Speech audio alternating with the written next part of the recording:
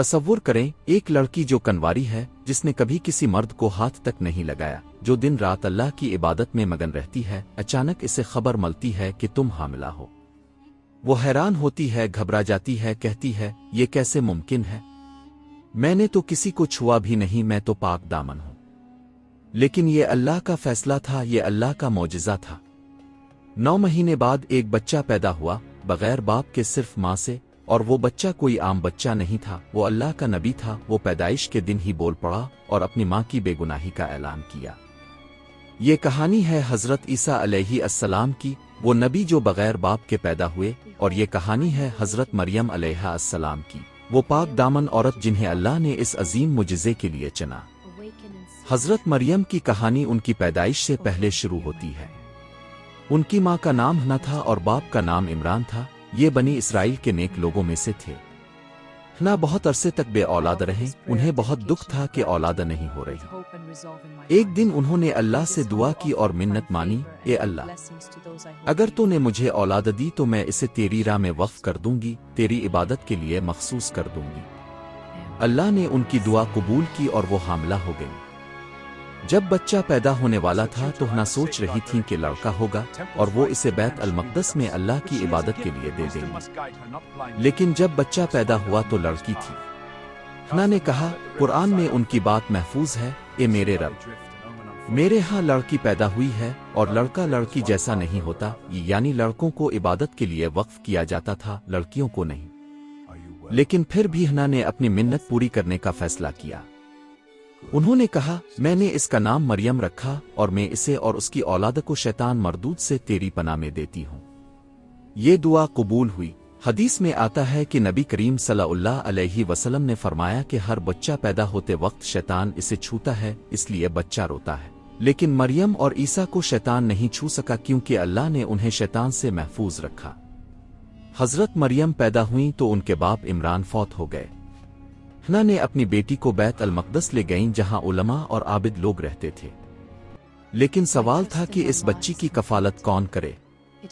बहुत से लोग चाहते थे कि ये शर्फ उन्हें मिले क्योंकि मरियम एक नेक खानदान से थी। तो कुरान अंदाजी की गई। कुरान में आता है, ये गैब की खबरें हैं जो हम तुम्हें वही करते हैं और तुम वहां नहीं थे जब वो अपने कलम फेंक रहे थे कि मरियम की कफालत कौन करे। कुरान में हज़रत ज़िक्रिया अलैहि अस्सलाम का नाम निकला। वो नबी थे और हज़रत मरियम के खालाजाद थे। उन्होंने मरियम को अपनी कफालत में लिया। हज़रत ज़िक्रिया ने मरियम के लिए एक महराब बनाई, एक खास कमरा जो बैत अल मक़दस में था। हज़रत मरियम वहां रहती और दिन रात इबादत करती। वो बहुत आबदा थीं, कुरान पढ़ती, नमाज पढ़ती, रोज़े रखती और अल्लाह का जिक्र करती। कुरान में अल्लाह ने कहा, अल्लाह ने मरियम को कबूल किया अच्छे तरीके से और उन्हें अच्छी तरह परवान चढ़ाया, यानी अल्लाह ने खुद उनकी परवरिश का ख्याल रखा, उन्हें नेकी और तक़वा सिखाया। हज़रत ज़िक्रिया जब भी महराब में उनके पास जाते तो हैरान होते, उनके पास हमेशा ताज़ा फल होते। गर्मी में सर्दी के फल, सर्दी में गर्मी के फल। हज़रत ज़िक्रिया पूछते, ए मरियम, ये तुम्हें कहाँ से मिलता है? हज़रत मरियम जवाब देती, ये अल्लाह की तरफ से है, अल्लाह जिसे चाहे बेहिसाब रिज़्क देता है। ये देखकर हज़रत ज़िक्रिया को ख्याल आया कि अगर अल्लाह मरियम को बग़ैर मौसम के फल दे सकता है तो मुझे बुढ़ापे में औलाद क्यों नहीं दे सकता। और उन्होंने अल्लाह से औलाद मांगी। ये वही वाक़या है जो हज़रत की पैदाइश का सबब बना। हज़रत मरियम जवान हुई लेकिन वो इबादत में मगन रही। उन्होंने कभी शादी नहीं की, कभी दुनिया की तरफ तवज्जो नहीं दी, सिर्फ अल्लाह की इबादत करती रही। एक दिन वो महराब से बाहर निकले कुछ पानी लेने, गुस्ल करने के लिए। कुरान में आता है कि उन्होंने लोगों से अलहदगी इख्तियार की और मशरिकी जानिब चली गईं। वो तन्हा थीं, किसी से बात नहीं कर रही थीं। अचानक उनके सामने एक शख्स नमूदार हुआ, मुकम्मल इंसानी शक्ल में। हज़रत मरियम डर गईं, ये कौन है, यहाँ कैसे आ गया? उन्होंने फौरी कहा, मैं तुमसे रहमान की पनाह मांगती हूँ अगर तुम अल्लाह से डरने वाले हो, यानी दूर रहो, मेरे करीब मत आओ, मैं अल्लाह की पनाह में हूँ। लेकिन इस शख्स ने कहा, मैं तुम्हारे रब का भेजा हुआ हूँ ताकि तुम्हें एक पाकीज़ा लड़के की खुशखबरी दूँ। हज़रत मरियम मजीद हैरान हुई। उन्होंने कहा, मेरे यहाँ लड़का कैसे होगा जबकि मुझे किसी इंसान ने छुआ नहीं और ना मैं बदकार हूँ। یہ بہت واضح سوال تھا۔ میں کنواری ہوں، میں نے کبھی شادی نہیں کی، کوئی مرد میرے قریب نہیں آیا، تو بچہ کیسے ہوگا؟ اس شخص نے کہا جو در حقیقت فرشتہ جبریل تھے، تمہارے رب نے کہا ہے کہ یہ میرے لیے آسان ہے، اور ہم اسے لوگوں کے لیے نشانی بنانا چاہتے ہیں اور اپنی رحمت، اور یہ فیصلہ شدہ بات ہے۔ پھر جبریل نے حضرت مریم میں روح پھونک دی۔ قرآن میں کہا گیا ہے کہ ہم نے اس میں اپنی روح پھونکی اور حضرت مریم حاملہ ہو گئیں، بغیر کسی مرد کے، بغیر شادی کے، صرف اللہ کے حکم سے۔ یہ معجزہ تھا، یہ اللہ کی قدرت کی نشانی تھی۔ جس طرح اللہ نے حضرت آدم کو بغیر ماں باپ کے پیدا کیا، حضرت حوا کو بغیر ماں کے پیدا کیا، اسی طرح حضرت عیسیٰ کو بغیر باپ کے پیدا کیا۔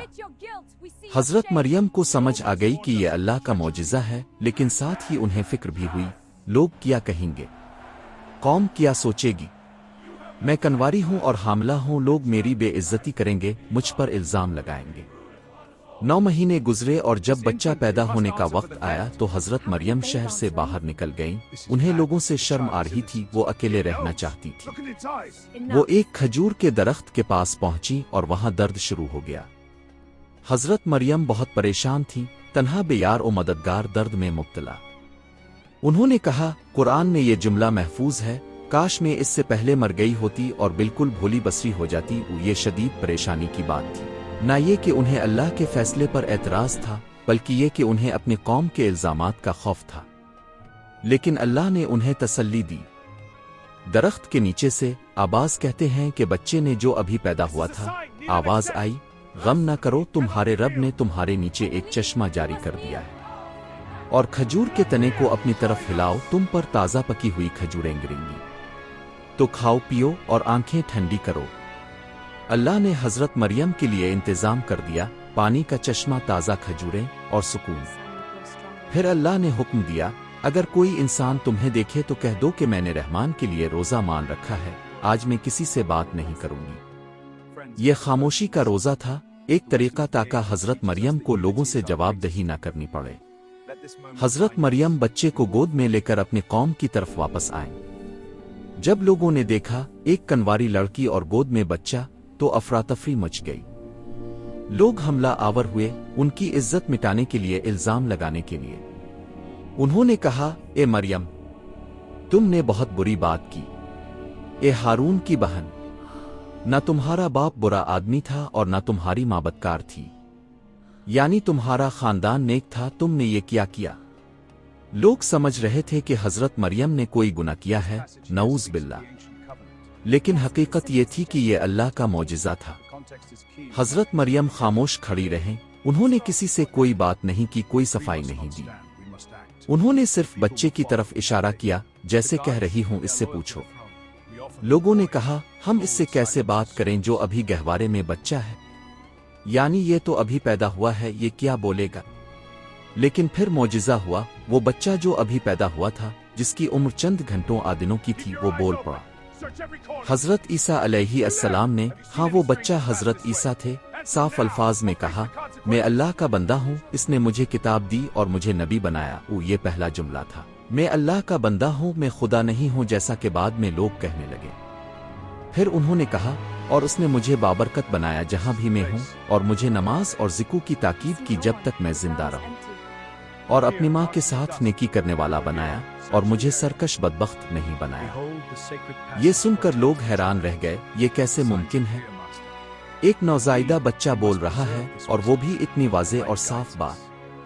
کچھ لوگ سمجھ گئے کہ یہ اللہ کا معجزہ ہے، حضرت مریم بے گناہ ہے، لیکن کچھ لوگ اب بھی شک میں رہے۔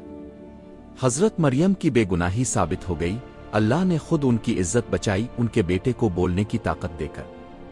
حضرت عیسیٰ علیہ السلام بڑے ہوئے اور اللہ نے انہیں نبوت دی، انہیں انجیل دی گئی، ایک آسمانی کتاب، انہیں معجزات دیے گئے، وہ مٹی سے پرندہ بناتے اور اس میں پھونک مارتے تو وہ اللہ کے حکم سے اڑنے لگتا، وہ اندھوں کو بینائی دیتے، کوڑیوں کو شفا دیتے اور مردوں کو زندہ کرتے، سب اللہ کے حکم سے۔ یہ سب ثابت کرنے کے لیے تھا کہ وہ اللہ کے نبی ہے، لیکن بنی اسرائیل میں سے کچھ لوگ ان پر ایمان نہیں لائے۔ انہوں نے حضرت عیسیٰ کو قتل کرنے کی سازش کی، لیکن اللہ نے ان کو بچا لیا، اللہ نے انہیں آسمان پر اٹھا لیا۔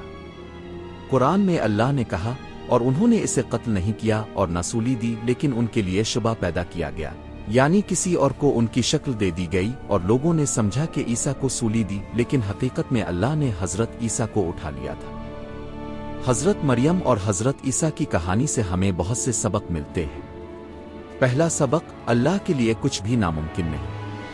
بغیر باپ کے بچہ پیدا کرنا ناممکن لگتا ہے، لیکن اللہ نے کیا۔ دوسرا سبق، پاکدامنی اور عفت کی اہمیت۔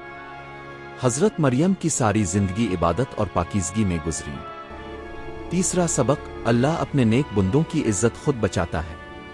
چوتھا سبق، الزام کے وقت صبر کرو۔ حضرت مریم نے صبر کیا اور اللہ نے ان کی مدد کی۔ پانچواں سبق، منت پوری کرو۔ حضرت مریم کی ماں نے منت مانی اور پوری کی۔ چھٹا سبق، عبادت کی برکت۔ حضرت مریم کی عبادت کی وجہ سے اللہ نے انہیں منتخب کیا۔ ساتواں سبق، اللہ پر بھروسہ۔ آٹھواں سبق، معجزات اللہ کی قدرت کی نشانی ہے۔ نواں سبق، ماں کی عظمت۔ دسواں سبق، سچائی ہمیشہ ظاہر ہوتی ہے۔ قرآن نے حضرت مریم کی بہت تعریف کی ہے۔ ان کے نام پر ایک پوری سورہ ہے، سورہ مریم۔ اللہ نے کہا، اور یاد کرو کتاب میں مریم کا ذکر، جب وہ اپنے گھر والوں سے الگ ہے کر مشرقی جگہ میں چلی گئیں۔ حضرت مریم واحد عورت ہے جن کا نام قرآن میں آیا ہے۔ یہ ان کی عظمت کی دلیل ہے۔ اللہ ہمیں حضرت مریم کی پاکیزگی اور حضرت عیسیٰ کی پیروی کی توفیق دے۔ آمین۔